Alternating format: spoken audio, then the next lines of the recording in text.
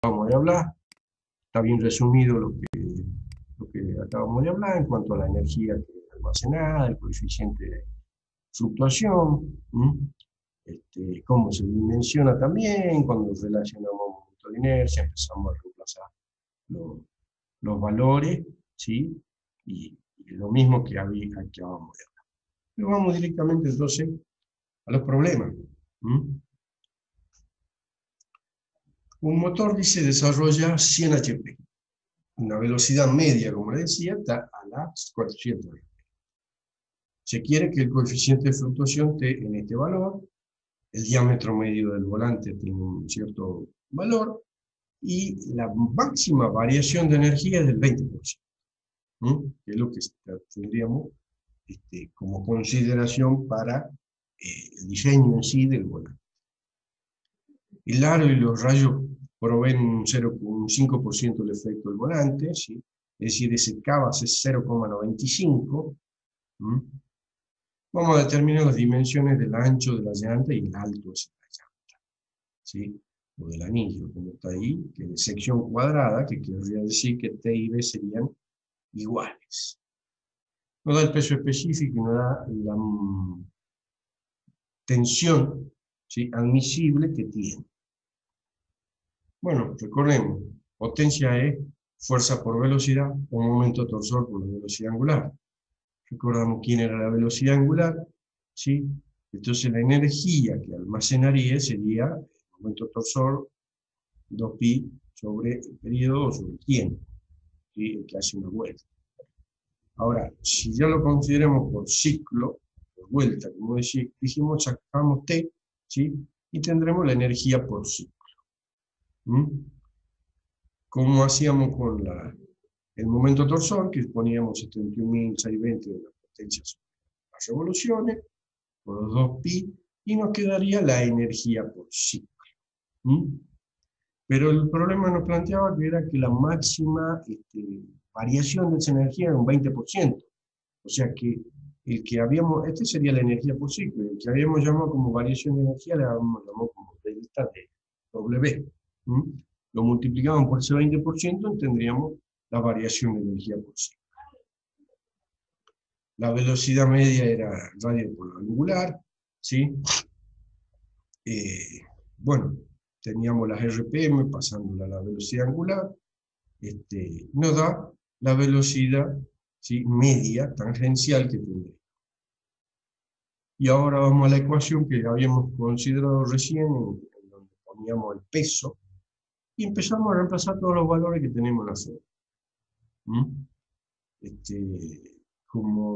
Bueno, en realidad acá dicen aproximación se toma, pero siempre, digamos, la generalidad de situación, y en el problema lo está diciendo que T igual a B. Entonces de ahí podríamos obtener, relacionando todas las ecuaciones, podemos obtener el B, digamos, la altura de esa llanta, con todos los valores que tenemos, y encontramos cuánto vale B y cuánto vale T. Y también el problemita nos pedía el cálculo de la velocidad permitida, y entonces relacionamos siempre con esa tensión que les decía que se puede generar por la misma fuerza centrífuga. Y reemplazo los valores, tendría que la velocidad máxima es 63 metros por segundo, y la velocidad media que teníamos sería los 25,12 metros por segundo, es decir, no la hemos superado esa velocidad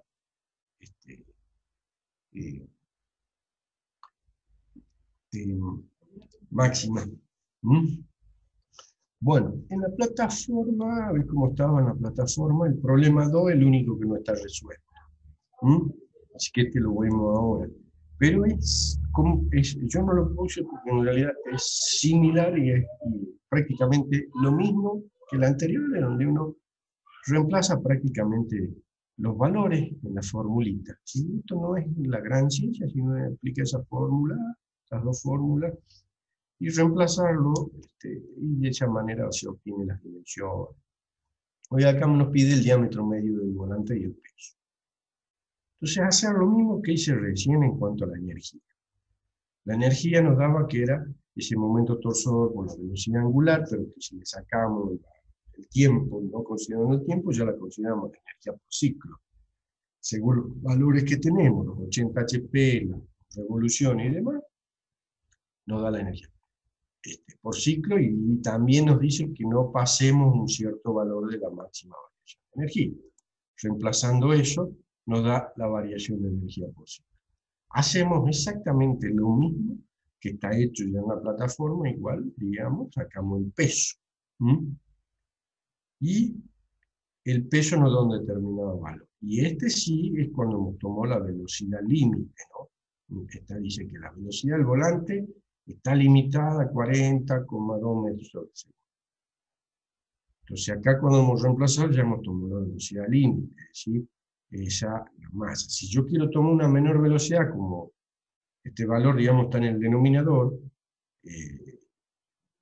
digamos, va a ser más chico, en fin de cuentas, que va a ser más grande, es decir, tengo que poner una masa más grande. Pero es una cuestión para tomar, digamos, esa velocidad. Luego reemplazamos todos los valores y demás, tendríamos ya la velocidad angular, y como sabemos que la velocidad es igual al radio por la velocidad angular, puedo obtener el radio de ese volante, que era lo que nos pedía el problema. Dice, encontré el diámetro medio. Bueno, pasé 2 veces el radio y tendríamos ese valor, que es casi medio metro de diámetro, ¿no? O menos el volante. Bueno, o sea, este problemita que no está en la plataforma es hacer prácticamente lo mismo que está que en el 1, en donde sí está en la plataforma, es seguir y poner los valores directamente. El que viene, el mejorcito, digamos, y bien completo, como para prepararnos ya para rendir después el parcial, y bueno, vemos cómo ya nos va. Pero hay que seguirlo. Inclusive ustedes traten después de hacerlo con los valores, distintos valores que le dé, porque ya lo vamos a ver. Bueno, tenemos un motor con una correa, ¿sí? Y poleas que mueven un eje. Este eje tiene una rueda dentada en un extremo, el otro extremo tiene un volante de inercia. Y tiene los apoyos en 2 cojines. Se dan los valores, tenemos hasta el peso de ese volante, ¿sí? La potencia, los valores de giro, ¿sí? del motor y del eje donde está el motor, digamos.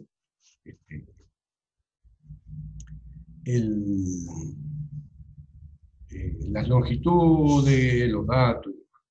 ¿Y qué nos pide? Que calcule las poleas, el tipo y número de correas, ¿sí? El diámetro del eje 2 y los cojinetes de fricción, ¿sí? Apoyados aquí, digamos, donde está apoyado el eje, ¿no? Serían estos. Bueno, entonces, en principio, como dice acá, N1 estaba a 750 y después queda 1500. Es decir, hay una multiplicación con igual a 2. Es decir, la polea esta, digamos, es más chica. Entonces, bueno, voy a ver cómo hago para elegir la polea y el tipo de correa, que es lo que el primer apartado me pide. Entonces, según esa potencia que tiene, me voy a la tablita y digo, bueno, vamos a adoptar una tipo C. Tomando lo recomendado, ¿sí? Y recordad que siempre en esto hay que ver cuál es la rotación de 1 y el diámetro de 1. ¿Sí? Siempre va relacionado el N1 con el D, digamos, más grande. Si no, va a ser el N2 con ese diámetro más pequeño. Bueno, obtengo 17,97 metros al pelo. Voy a ver la potencia efectiva por correa según los valores, los factores que están en la tablita, lo multiplico, me da, digamos, por correa 8,62. Si veo de los 20 HP que yo tengo que hacer, me da 2,3, o sea, 3 correas.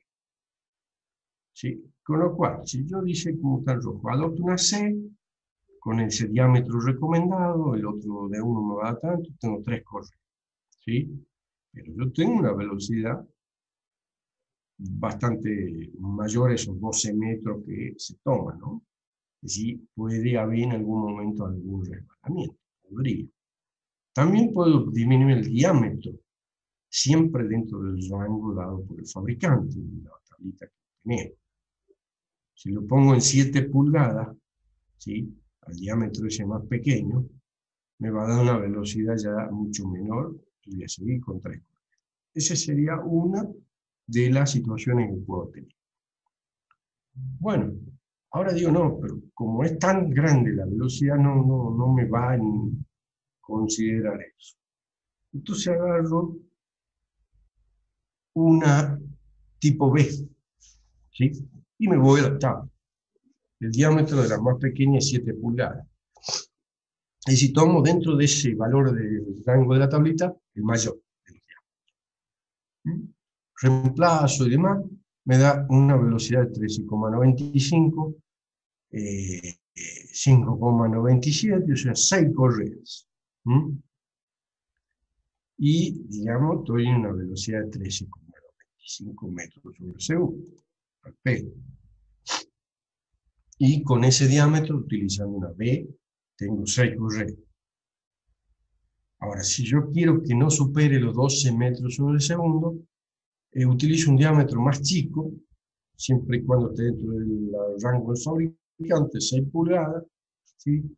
Y poniendo 6 pulgadas, ¿sí?, la velocidad periférica me va a dar un 11,96, como que podría ser lo más óptimo, porque no, no, no tengo, digamos, una gran velocidad y he aumentado, me pasó de las 6 que normalmente se hace, pero tengo 7 correas, no es que son mal. Bueno, lo dejemos ese un poco pendiente en cuanto a la elección de qué es lo que vamos a usar. Entonces, vamos ahora a los esfuerzos de la correa, pero en el problema dice que, como decía en algún lado, el motor está desplazado 45 grados de la vertical hacia adelante. Es decir, que quiero que si yo le hago una vista lateral, lo voy a ver de esta manera. Entonces, según la potencia, las revoluciones que tenemos, me da el momento torsor que tendría, ¿sí?, en el eje. Bien. Y también estos valores nos daba, podemos obtener ya la fuerza esa periférica P, que es la que produce ese momento torsor.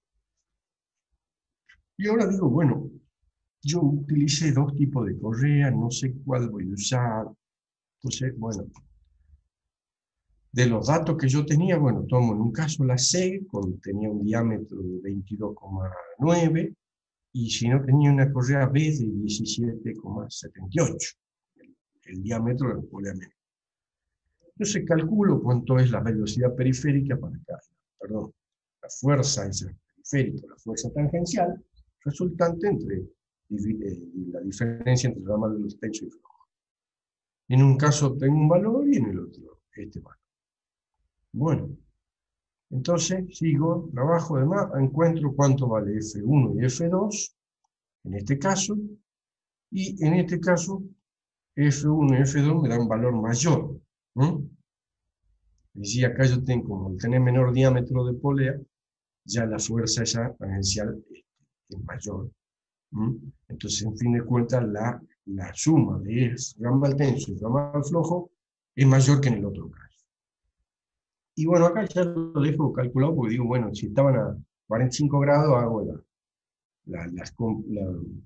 digamos, saco las componentes en cada uno de los planos. Bien, ahora digo, me voy al engranaje. Y el engranaje tampoco en el problema dice que, si uno lo ve al gráfico, no dice en qué lugar estaría la otra rueda dentada. Si está abajo, si está atrás, si está adelante y demás. Pero como les digo, nunca va a haber grandes cambios en cuanto a los valores que uno saque respecto de eso.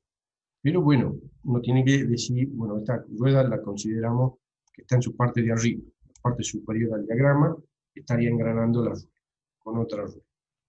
Yo le dejé un dibujo, por ejemplo, si helicoidal, ¿sí? Ahí sí no hace un problema, no un problema, sino que tenemos que considerar más cálculo, en el sentido que acá va a haber una componente axial sobre el eje, y ya el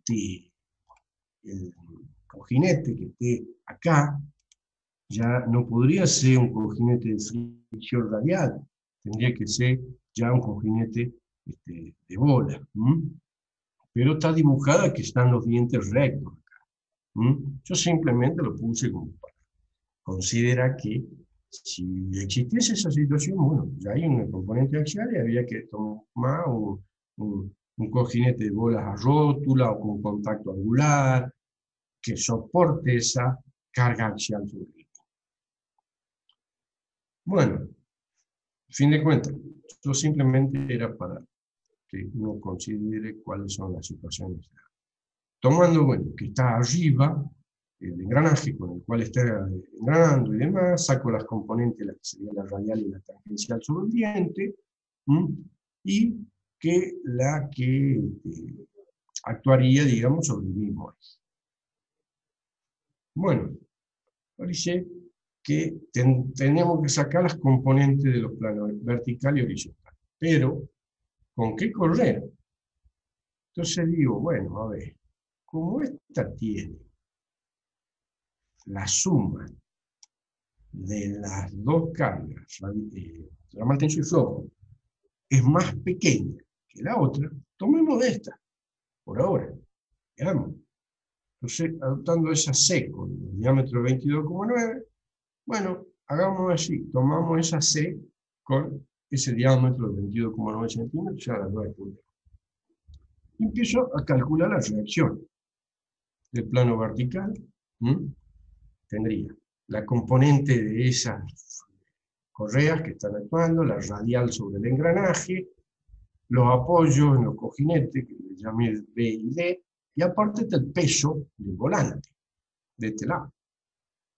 Entonces, bueno, calculando todo esto, haciendo la sumatoria de momentos, bien, me quedaría la reacción en D vertical y saco la reacción en B vertical.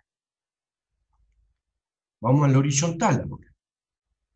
Ya en el horizontal tendría las reacciones en los cojinetes, la fuerza tangencial que tenía el engranaje y la componente horizontal de lo que hacían los reyes. Saco todo bien, saco la reacción al pelo. Son bastante más pequeñas, pero bueno, las considero. Entonces ahora podríamos calcular los cojinetes, dice, se pueden calcular los cojinetes en los apoyos B. Saco la resultante, ¿sí?, de la B vertical y la B horizontal, saco la resultante, ¿sí? Entonces me quedaría una reacción en B de tanto. Igual hago con la parte de D y me da el valor de la reacción. ¿Sí? Fin de cuentas, ya tendría la reacción resultante, ya considerando plano horizontal y vertical, en B. Y me voy a aplicar la formulita de los cojinetes de fricción, que, que lo calculaba por lubricación del mismo cojinete o por la resistencia. Pongo la fórmula, ¿sí?, en el caso de lubricación, tomando esa presión media y considerando el módulo, el cojinete y demás, obtengo que el cojinete D, ¿sí?, es de 1,05. Bien, y por resistencia va a ser 1,95. Por lo que debemos considerar el diámetro del cojinete por resistencia, ya que este diámetro es mayor. Si nosotros ponemos esto, sí, se va a lubricar el pelo, no va a haber ningún drama, pero la resistencia del eje me podría fallar. Entonces tendría que tomar algo mayor a 1,95. Bien, ahora directamente calculen D porque era la fuerza mayor, ¿no? digamos, la reacción más grande entre las dos que tenemos. Bueno, vamos al cálculo del diámetro del eje. Entonces analizamos los momentos flectores, el horizontal y el vertical, según los diagramitas que habíamos puesto acá y las reacciones que teníamos con la fuerza, ¿sí?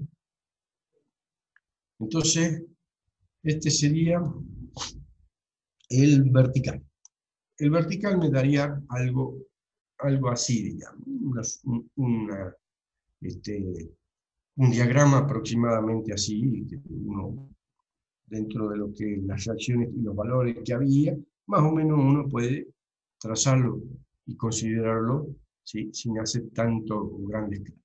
Y tendremos que en B y en D tendremos los valores de los momentos verticales. Vamos al horizontal, ¿sí?, y este ya nos daría algo así. Y tendríamos los momentos en B vertical, ¿sí?, y en D, como lo calcula aquí, ya me da 0. Bien. Entonces, también dice, bueno, se puede calcular en C y demás, bueno, pero en fin de cuentas son en B y en D los principales, digamos, esfuerzos que hay. Entonces me voy al punto D. ¿Y qué tengo en D? Tengo un momento flector, ¿sí?, vertical, ¿sí?, elevado. ¿Por qué? Porque yo aquí tenía, para que se hecho largo, aquí tenía el volante. Entonces, tenía un peso de 200 kilos, era así, 200 kilos.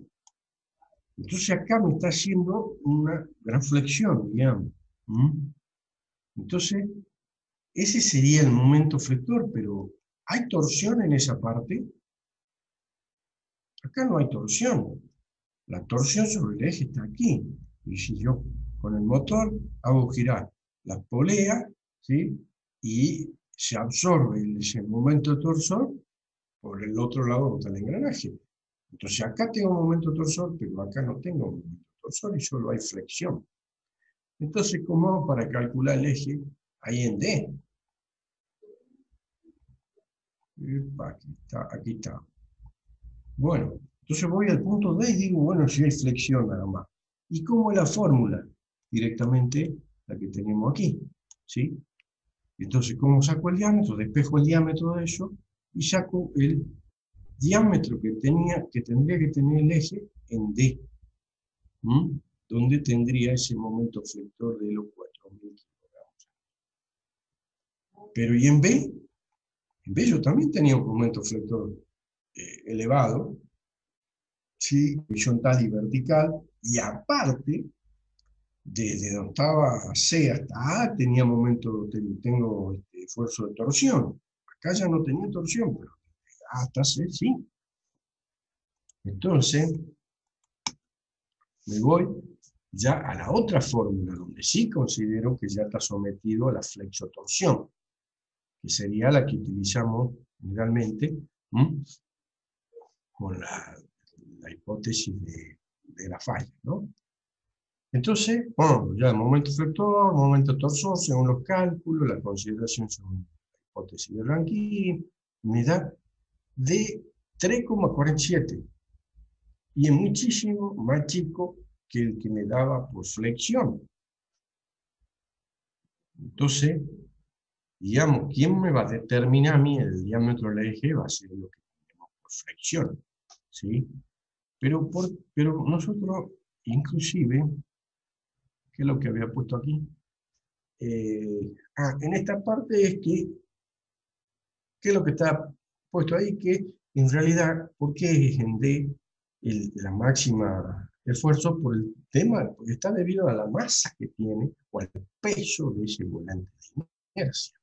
Entonces es bastante significativo cuando ya uno va a construir un eje, esa masa que tiene y ese esfuerzo de flexión que va a hacer. Pero también inclusive nosotros habíamos llegado a esta conclusión porque habíamos tomado una determinada correa y hemos dicho, no, pero si yo tomé la correa porque la que menor esfuerzo hacía de flexión sobre el eje. ¿Ah? Entonces digo, no, vamos a tomar, ya que no incide tanto, la otra correa o los otros valores que había tomado. Digo, bueno, tomamos, ¿sí? Para la correa, bueno, tomamos un tipo C, pero le disminuimos el diámetro de la polea menor a un valor dentro del rango del fabricante. Al menor, al menor valor que estaría dentro del rango de lo que nos haría la tablita de los fabricantes. Entonces ya, inclusive, disminuimos la velocidad, ¿sí? Y ya tenemos una velocidad menor. Tomemos ese caso, donde era C, el AC, pero con un diámetro menor. Y lo calculemos a los valores que nos va a dar la suma de F1 más F2, es decir, el ramal tenso y flojo, que son las que generan la flexión, nos da 214, ¿sí? Y nosotros habíamos ver cuánto nos daba acá. 168. Perdón, 214 también, ¿sí? Que se podría hacer con una B y con ese diámetro. Entonces lo calculemos así. Volvamos a hacer todo. Y bueno, considerando los mismos diagramas y demás, los esfuerzos, pero ya este F1 más F2 que cambia, nos da unas reacciones vertical y en B y en D, y las horizontales en B y en D, y nos da los valores que son, estos valores son algo más grandes, ¿sí? Las reacciones en cada uno de los cojinetes, como el eje ya está sometido a mayor flexión, debido a que yo cambié ese diámetro, en la correa, es decir, el diseño, uno dice, bueno, vamos a poner un diámetro menor, nos da este valor de reacciones algo mayor. Lo calculo y me da en D, ¿no? Porque era siempre el que está más solicitado. Para no hacerlo tan largo tampoco. 1,08 y el otro 2,01. Vamos acá. ¿Cuánto calculé aquí? No estaban aquí. Nos daba 1,05 y 1,95. O sea, muy pequeño. Nos da algo mayor, pero muy pequeño. Pero ¿qué pasó si yo tenía un diámetro de 7,32 en la parte donde está funcionando el, el volante, ¿sí? Entonces, si no tiene gran incidencia que le ponga una correa que genere más flexión sobre el eje, o elija un tipo de correa que me genere más flexión sobre el eje. Entonces, mejor es prácticamente elegir la otra. Ahora yo con este nuevo valor, como yo ya puse otra correa, ¿sí? y otro diámetro, vamos a calcular el eje así. Y empiezo a reemplazar todo de vuelta y veo los valores que me da. El valor en D sigue siendo los 4.000 kilogramos centímetros. Es decir, el máximo valor de flexión sobre el eje está en D. Y en D también puse, perdón, en B también me da un valor igual o similar al que había calculado antes. En fin de cuentas, ahí lo dice, en fin de cuentas llegamos al mismo valor del calculado anteriormente en cuanto al cálculo, en la sección de mayor solicitación. Y además un valor algo mayor del diámetro anual, cuyo incremento no es significativo. Es decir, si yo ya tenía un diámetro de 7 en la parte de flexión, yo cuando un eje tiene varios diámetros, ¿sí? Como en este caso está solicitado en 2 o 3 puntos, entonces se calcula bien y se corrobora en qué puntos donde yo voy a tener esas solicitaciones y qué diámetro puedo tener. Pero yo no voy a bajar un eje de los 7 centímetros que me daba, ¿sí? De los 7,32 a 3,47. ¿Por qué? Recuerden un poco lo que era la concentración de tensiones debido al cambio de forma. Yo nunca hago un cambio brusco de forma, ¿sí? O de sección. Entonces voy a bajar, sí puedo bajar un poco el diámetro del eje, porque acá no lo necesito grande, pero no voy a bajar a la mitad. ¿Mm? Entonces, puedo sí hacerlo en menor diámetro en esa parte, pero no, no en tantas situaciones. Es decir, yo acá consideré que por correas y demás yo quería llevar carga sobre mi pecho, ¿no? Y lamentablemente en este caso, ya la carga la está definiendo el volante. ¿Mm? Es decir, que cuando ya hay un volante de inercia, ya es considerable el esfuerzo de flexión que se produce por la masa que tiene esos volantes. Y bueno, la última parte le dejé un poco si este, hay una parte en la teoría donde dice cómo también puedo calcular una tensión admisible en los ejes y árboles, cuando ya hay consideraciones como este B sub K. Recuerden que por ahí en la teoría hay un coeficiente de resistencia a la fatiga a causa de la concentración de esfuerzo. Bueno, descrito anteriormente no estaba, está en la parte de eje, esto está descrito en la parte de eje, ¿sí? Y cómo por ahí puedo llegar a tomar una tensión admisible para el caso de los ejes con todos estos factores, considerando la tensión de fatiga que vendría de tabla según el material del eje. ¿Sí? Acá, por ejemplo, adoptando un 1045 templado revenido, me da esta tensión de fatiga. Y luego empiezo a reemplazar todos los coeficientes de eso, que según los esfuerzos no contemplados, por ejemplo, coeficiente de seguridad, los otros coeficientes que eran según la calidad del trabajo sobre la superficie, y mucho influye que era lo que le digo, el coeficiente de fatiga según la concentración de esfuerzo. Entonces me daría, reemplazo todos los valores y me da 760 kilogramos, que es el valor que estaba en el problema. Esto, esto no lo pide el mismo problema, pero bueno, lo pongo para que uno considere esta situación, porque en realidad el eje va a cambiar los diámetros. Hay dos puntos ahí principales en los cuales hay solicitaciones, y, y son esos los que por ahí uno tiene que considerar ahí directamente los refuerzos. Y lógico que no va a haber un cambio. Yo sí o sí necesito unos 7,32 según el problema de diámetro. Y de ahí yo sí lo voy a reducir seguramente, pero no a tanto. Porque ya si teniendo un diámetro más grande que este, lógico que va a resistir en ese punto. El problema es largo, pero es para que uno vea todos los varios puntos que es lo que hemos estado viendo en todos los otros temas, digamos, como cojinete, cálculo de eje, correa y demás. Pero está hecho, está puesto en la plataforma, y es para que, bueno, ustedes eh, lo, lo vean, lo analicen, lo sigan, vean los valores, le ponen otro valor, pueden ver cómo varía con algún valor distinto que se ve o demás. ¿Está? Pero es larguito, pero es para justamente para practicar y tenerlo en cuenta, cómo son todos los valores y en qué influencia, qué incidencia hay para practicar y ver eh, cómo, bueno, en fin de cuentas también cómo se calcula un eje.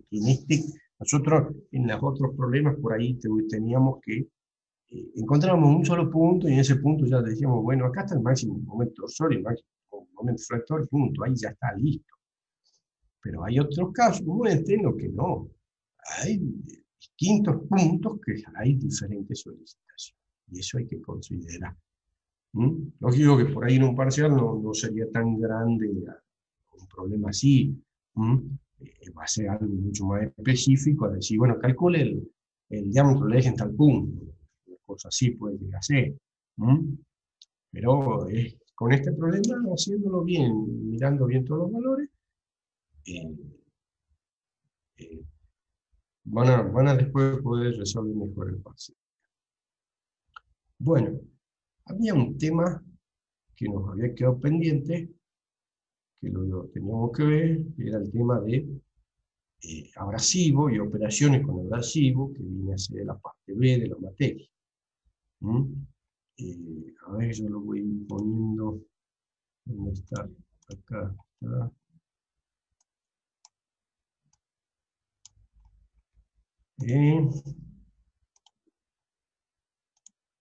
Este tema es,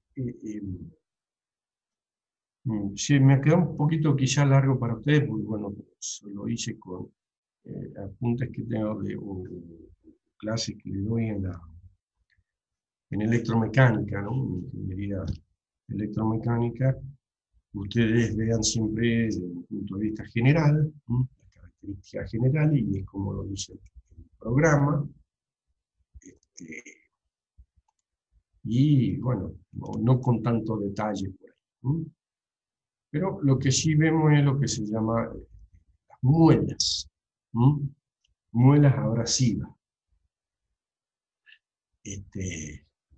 Justamente son materiales que, por su gran dureza, eh, se emplean para limpieza con formación de distintos materiales o para darle cierta terminación superficial más que nada. Y principalmente con lo que sería con el rectificado. ¿Mm? Y bueno, si bien es cierto, ahí dice los tipos de abrasivos, son el chorro de arena que se utilizan por ahí a nivel industrial, lo más conocido son las lijas y las muelas, que nosotros comúnmente la conocemos la muela como la piedra, que estamos en los talleres.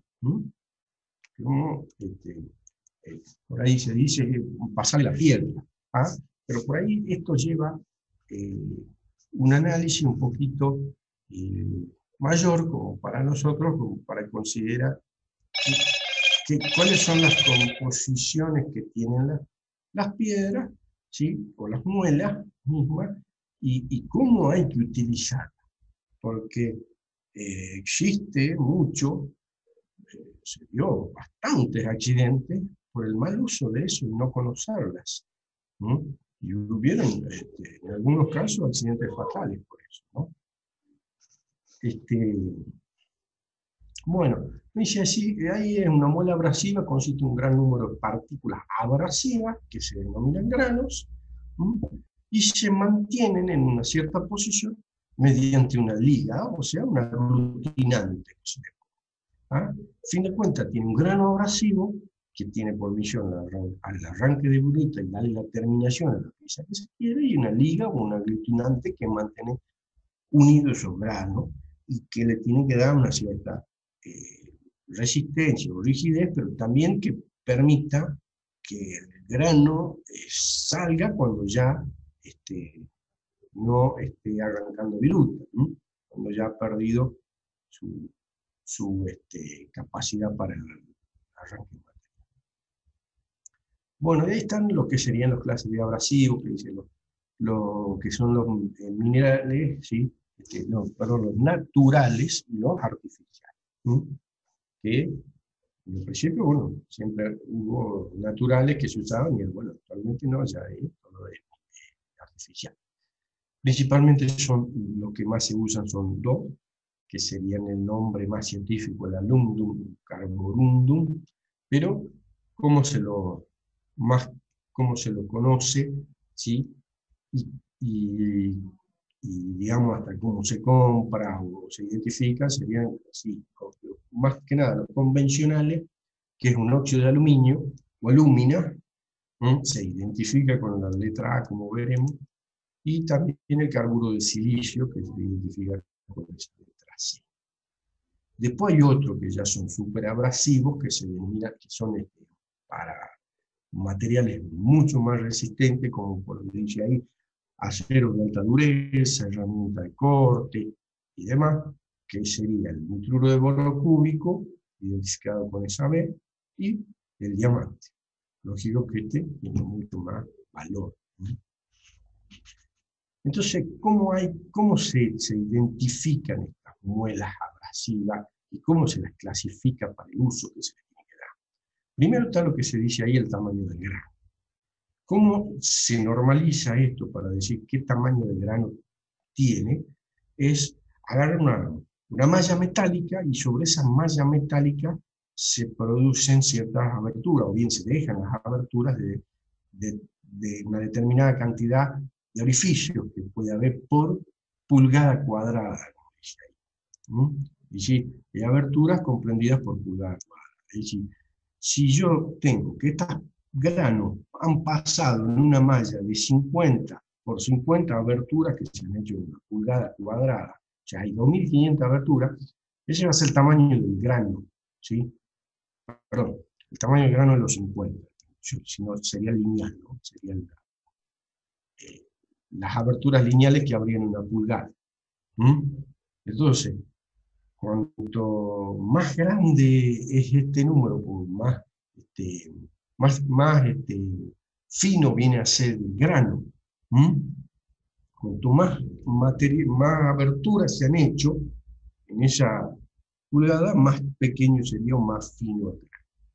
Ellos también lo tienen hasta, por ahí uno lo ve en las lijas, ¿ah? Que uno por ahí compra o tiene lijada a madera, metal, lo que fuese, está ese número y te dice el número del grano y para qué son, ¿sí?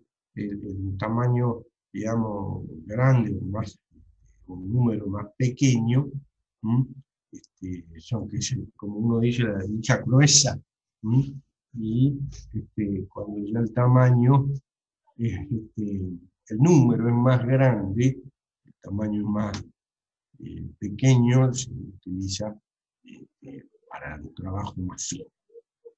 Otra identificación que hay son las durezas de la muela, ¿sí? Y fíjense que están identificadas por letras, son muelas muy duras o muy blandas, ¿sí? La blanda sería la letra A y la dura sería la C. Después está la estructura de la muela, la porosidad, es decir, la apertura o la parte en donde no tendría material entre lo que serían los granos y aglutinantes, si está bien abierto o bien cerrado, ¿sí? Ese ya lo vemos. Bueno, esta parte me quedo en cuanto a que uno cuando trabaja con este tipo de elementos o de abrasivos, tiene que tener en cuenta las durezas de los materiales, simplemente para recordar o repasar un poco y tener en cuenta qué era la dureza, ¿no? Es la resistencia de un material a ser penetrado por otro. Y la que se usa, pues por ahí uno habla de corrido rápidamente y dice dureza Brinell, bueno, está un poco explicado acá y bien resumido que sería la Brinell, ¿sí? O la Vickers, que son las que se usan más, las que sería esta, la Rockwell C. Y cómo se hace, digamos, con qué carga se hace, con qué presión, se presiona una esfera de determinado diámetro, 10 milímetros, ¿sí? Y según la indentación o la marca que deje, va a ser en este caso la dureza Brinell. Y la Rockwell, que se utiliza para los más duros, los materiales más duros, son un cono de diamante, como está ahí, y lo que se mide acá es la altura en la que penetró ese cono de diamante. Simplemente un repaso para considerar y tener en cuenta que era la dureza, y un poco también siempre utilizamos este diagrama que tenemos acá, que sería el diagrama de tracción, para recordarlo bien, y que siempre hay una relación en todos los materiales, la gran mayoría de los materiales, entre lo que dureza y resistencia a la tracción, o algunas bibliografías dicen máxima resistencia a la, o última resistencia a la tracción, que sería el máximo valor de la tensión que tiene el material cuando está sometido. Por ahí está el diagrama que dice la UTS, según cómo es esa última resistencia, tiene siempre una relación a la dureza de los materiales. Cuanto más duro un material, más resistencia va a tener. Era simplemente un repaso de eso. Aglutinante. Entonces, entre lo que teníamos entre las muelas, siempre, a ver, acá está el gráfico. Acá se lo puede ver bien. Nosotros teníamos lo que era el grano, ¿sí? Y después teníamos lo que era un aglutinante. ¿sí? Luego acá no tenemos prácticamente nada, que es lo que se llama esa porosidad, o la estructura de la muela, si era muy cerrada o muy abierta, como hemos visto recién. ¿Mm? Pero ahora, ¿qué le ponemos de aglutinante?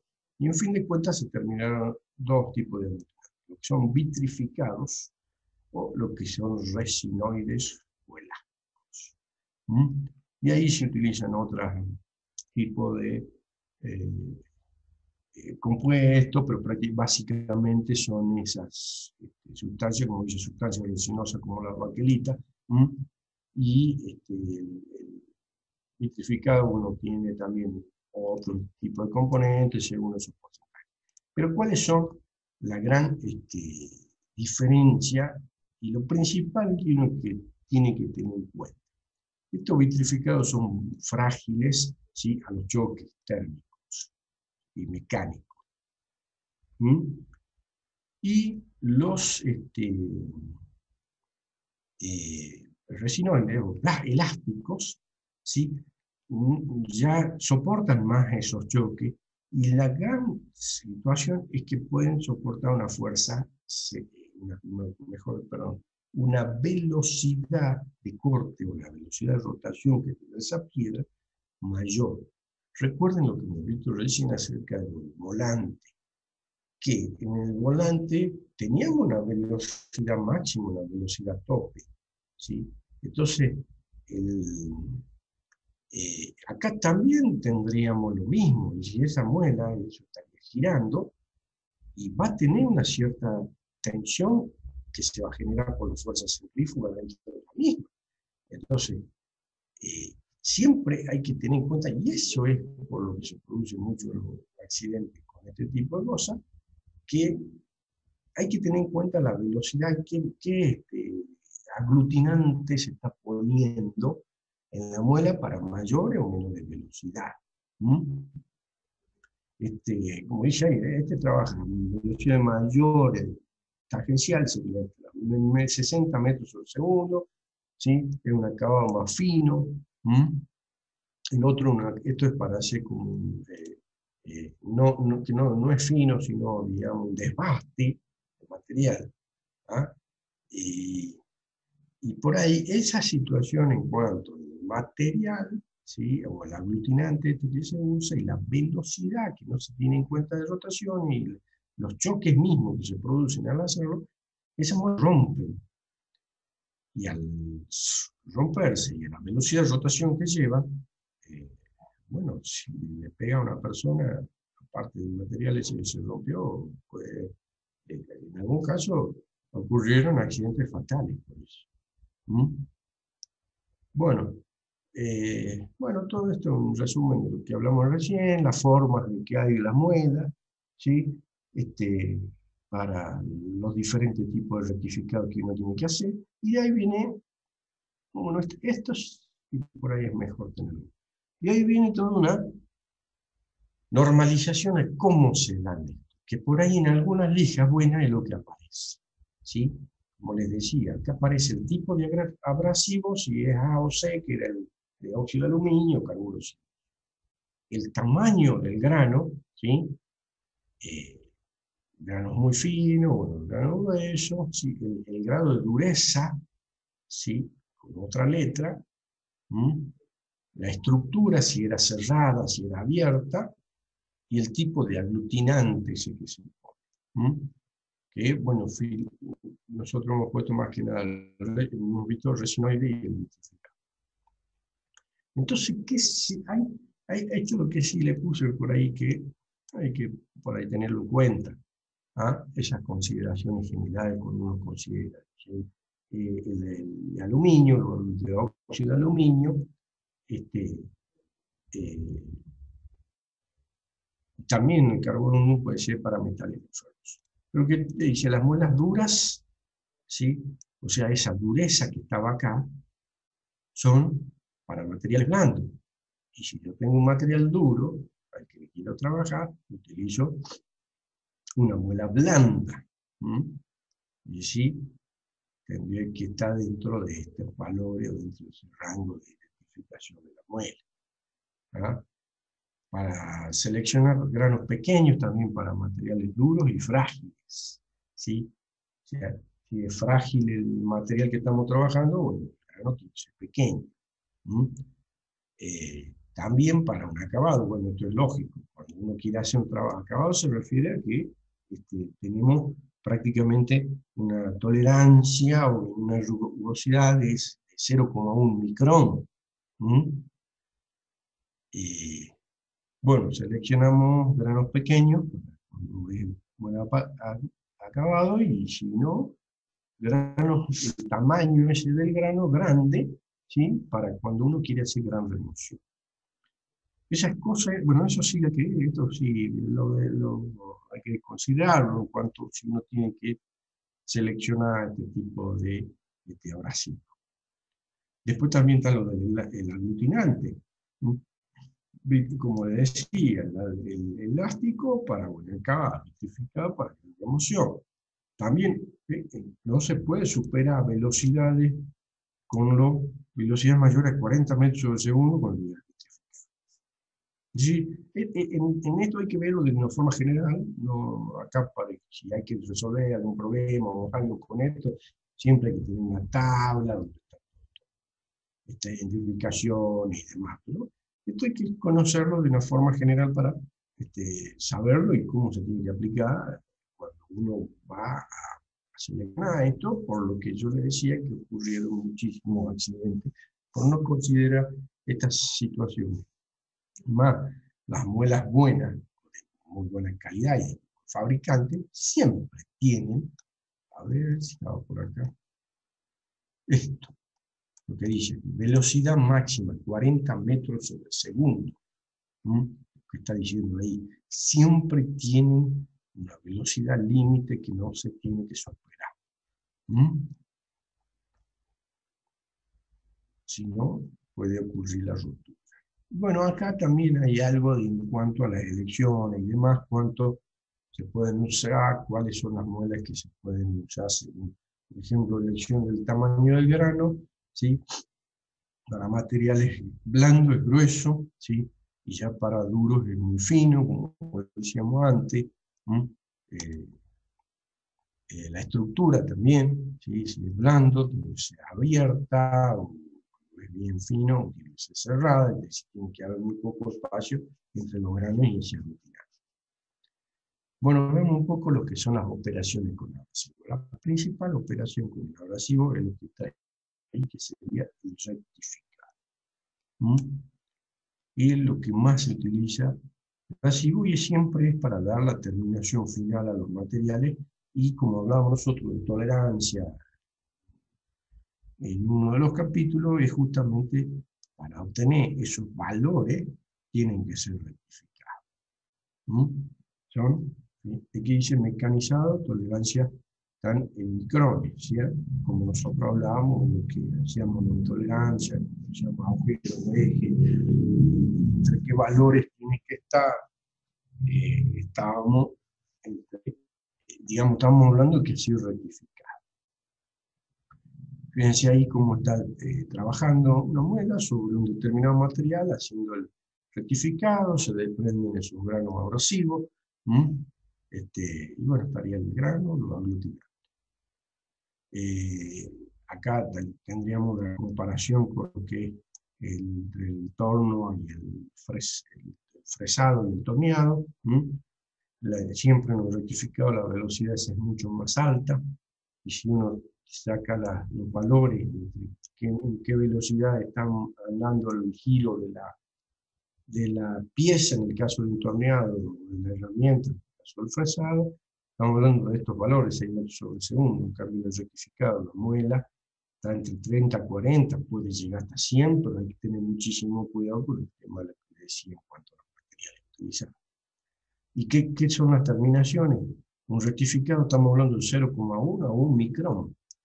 Y un torneado, un fresado tiene 10, 100 micrón.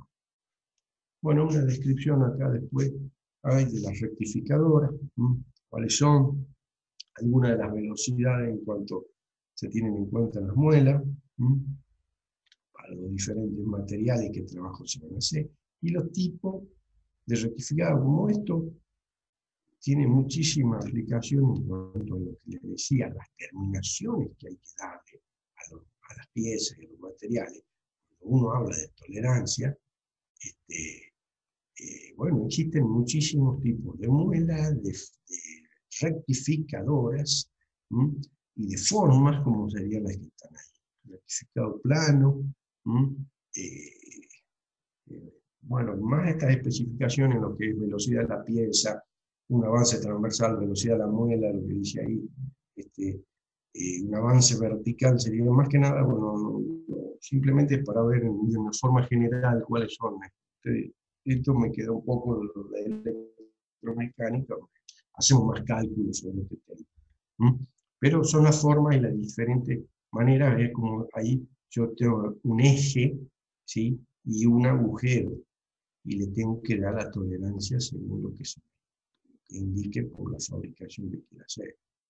También tendremos los rectificados de perfiles y demás. Y bueno, hay una descripción en cuanto también a todas las formas de rectificado, ¿ah? Algunos ejemplos y demás, que por ahí esto solamente lo ven desde un punto de vista muy general. Otra de las operaciones con abrasivos sería lo que es el pulido.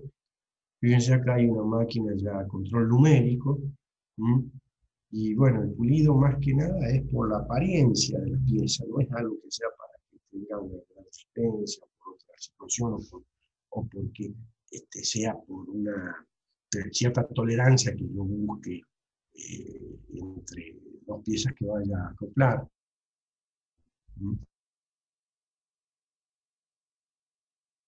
Pieza como para generar en las piezas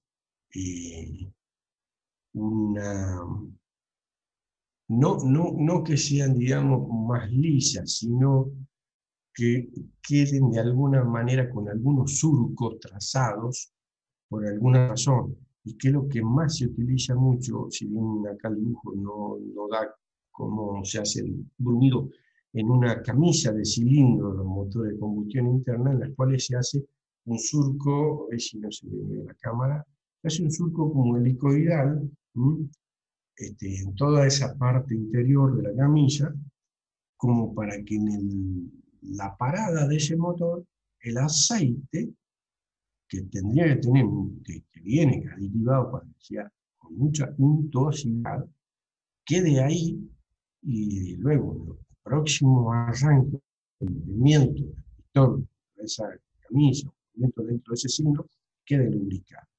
Esa es la principal aplicación de lo que es el bruñido, y luego vienen los acabados ya superficiales más finos, como es este superacabado o lapeado, en lo que por ahí también hasta se utiliza polvo que se interpone entre pasivo, lógicamente, que le produce también una muy buena terminación superficial, siempre hablando de menor a 0,1 micrón.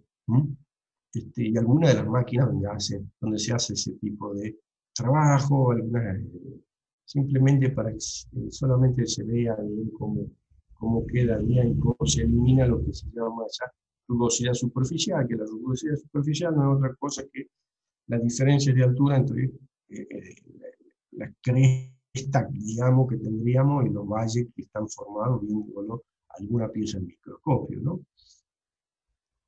Y bueno, lo que dice aquí en cuanto a lo que estas dos operaciones, que sería ese lapeado, que también se dice superfinish o de ligación, es para que yo logre una rugosidad de 0,1 a 0,2 micrones hasta 0,05 micrones, ¿sí? Y que siempre son operaciones después de un torneado rectificado, porque, por ejemplo, dicen un torneado ya se observan surcos que presentan profundidades de 5 a 10 micrones, ¿sí?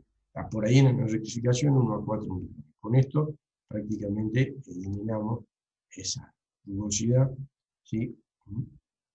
O esa terminación superficial. Bueno, y ahí quedan algunos valores prácticos que esto no lo consideren, ya que esto era más que nada para para el cálculo que hacía con la materia de electromecánica. La verdad que me olvidé de sacarlo a esa parte, pero es simplemente todo esto para los que lo vean de una forma bien general, saber qué son prácticamente, o un poco a dónde se usan, las características generales, tanto de la muela y de los procesos esos de rectificado, con la diferencia en sí entre las tolerancias que hay para las terminaciones que uno le quiera dar. Bueno, esto era, bueno, como para ver lo que era la muela, considerar importante en el hecho de que yo vi y conocí grandes accidentes que surgieron por ese tipo de situaciones. No considera para dónde va la muela y las características, y el mismo fabricante pone todas esas, el código alfanumérico lo pone ahí marcado bien, y de ahí para el uso y para qué se va a dar. No quiero que, si uno va a estar y hacer esto, sí necesita tener esa tablita o ese, ya, consideraciones en cuanto a qué significaba cada uno de esas designaciones. Bueno, eso sería un poco lo que los abrasivos, las operaciones con los abrasivos, que principalmente los certificados. ¿Alguna pregunta?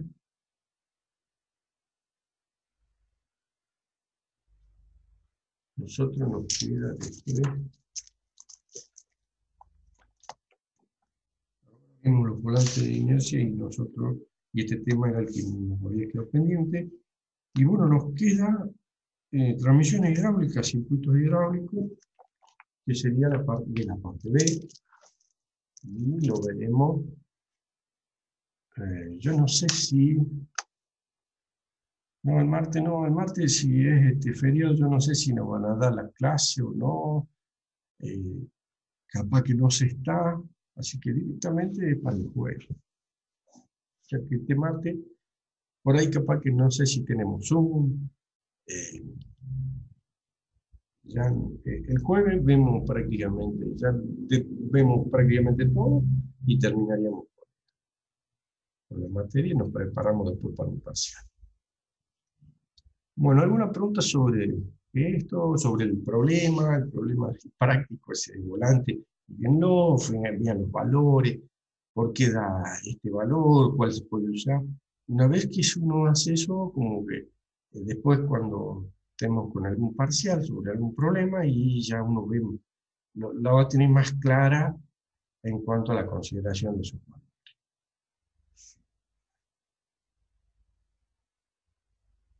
Ya, no sé si mañana calculo, voy a poner la nota del coloquio, y ya lo verán ahí en la plataforma. ¿Alguna pregunta? Profe, Sí. después del parcial, ¿es lo último que hacemos? O sea, si aprobamos el parcial, le damos nota de promoción, ¿ya promocionamos la materia? Si vienen con los puntos, sí, yo después le voy a poner, la estaba completando, pero a ver si le muestro un poquito así. Acá, donde estaba.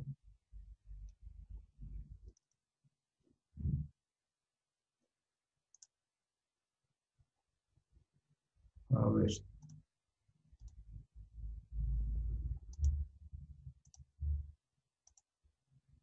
No sé si ahí se la ven, yo estaba completando y colocándole bien las notas, y digamos, después tendríamos acá un valor final que el que van a obtener. No, no puse todo, no es que está todavía las notas, el puntaje ese final. Si ustedes llegan al puntaje de la promoción, ya quedaron promocionados al que llegó.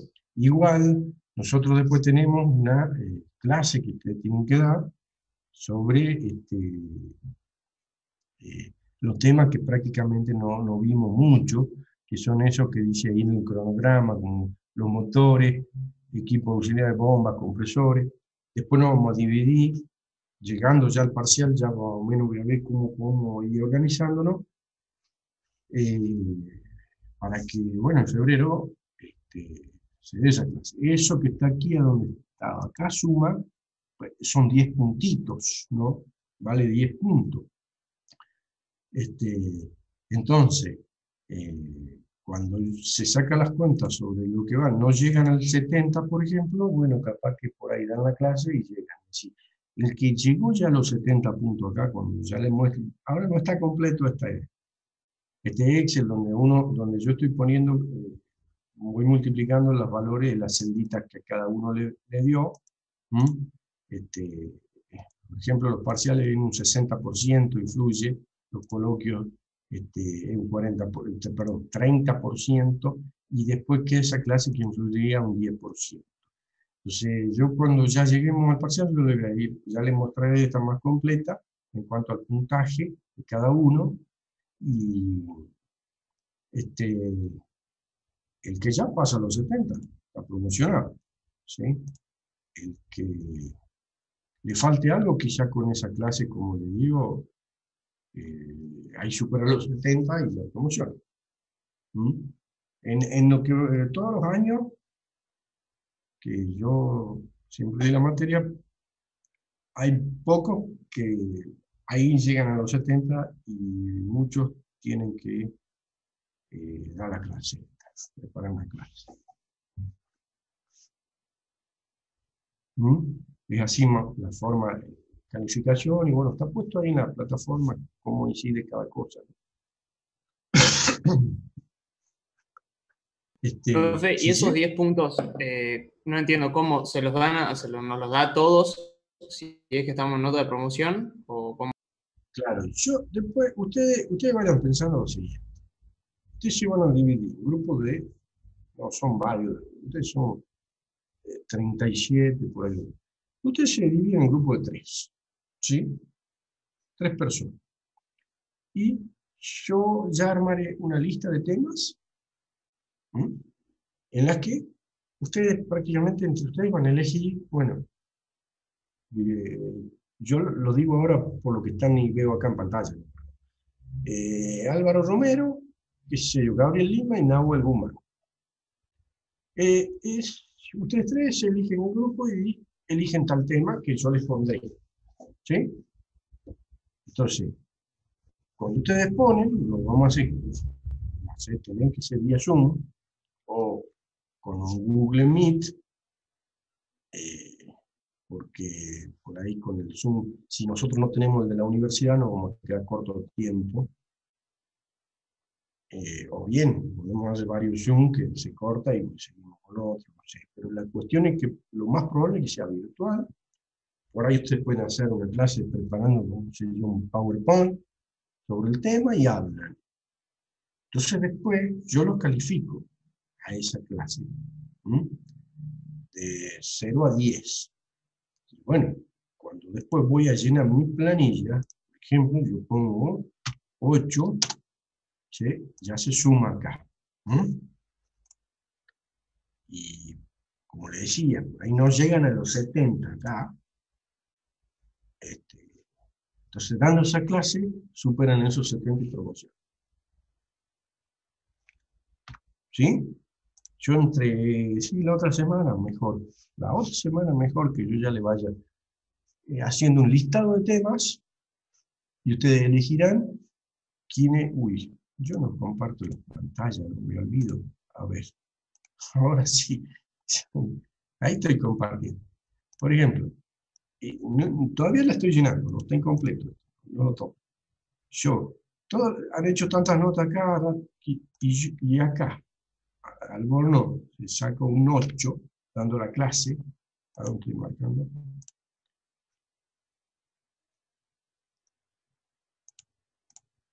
Un 8. Y sube, ¿sí?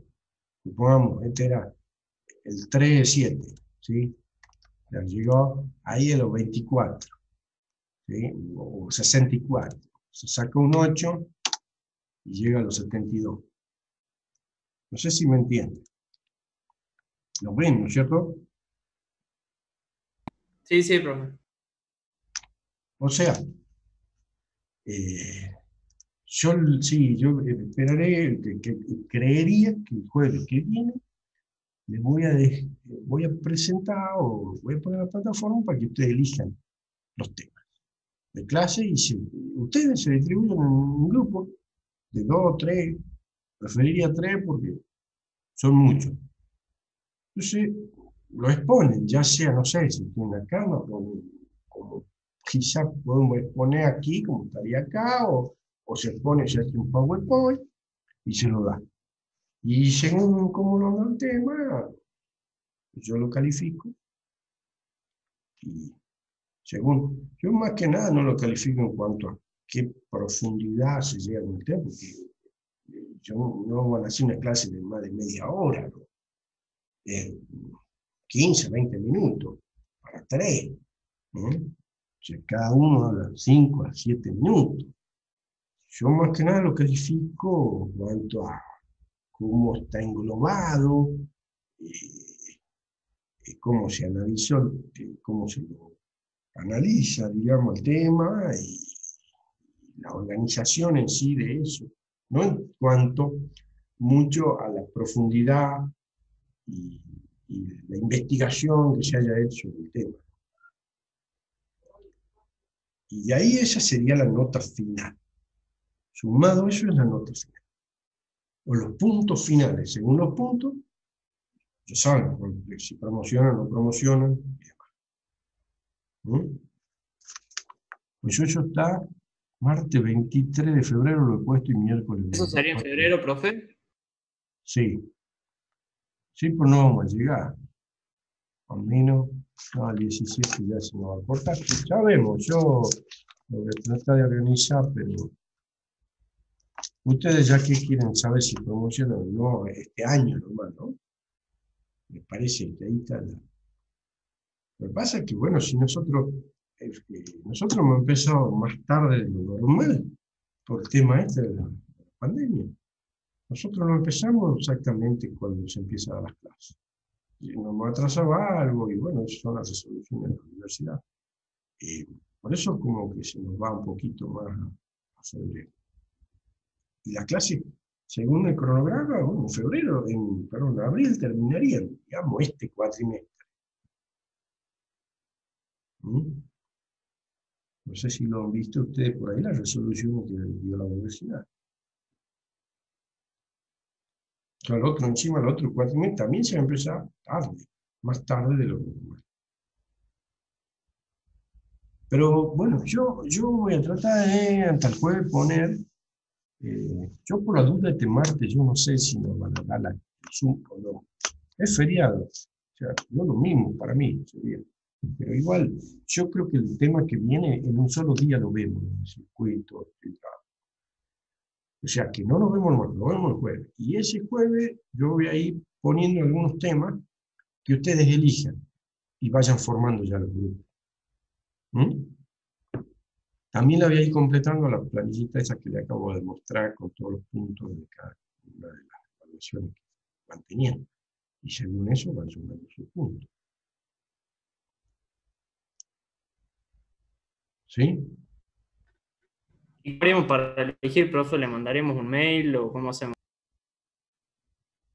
Elegí el tema. Claro, porque Mm, capaz van a querer elegir todo el mismo y eso. eh,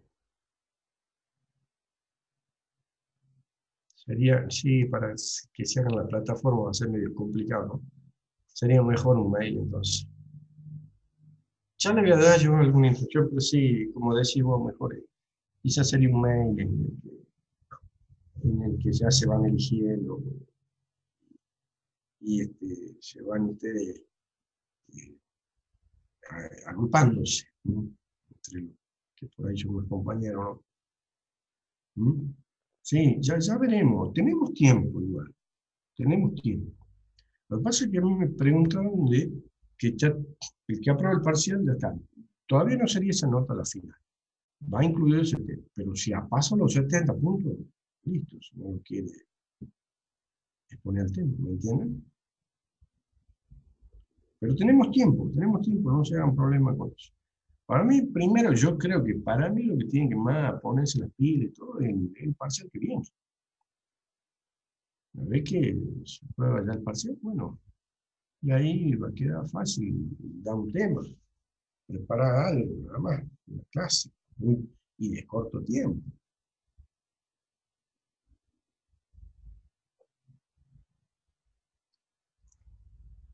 ¿Sí? Bueno, entonces, no, yo ya había publicado las notas de esta evaluación,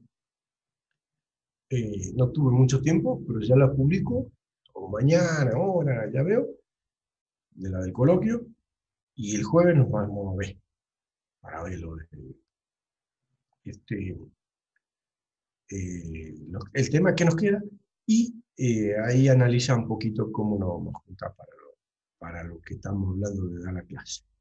¿Mm?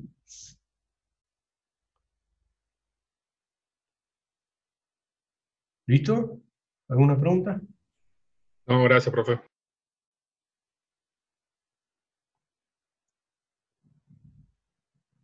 Bueno, entonces seguramente nos vemos el jueves que viene.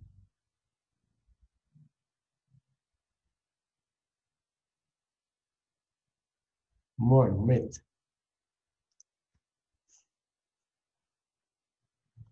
Hasta luego. Chao, hasta luego. Hasta luego, profe, gracias. Hasta luego, profe. Hasta luego, profe.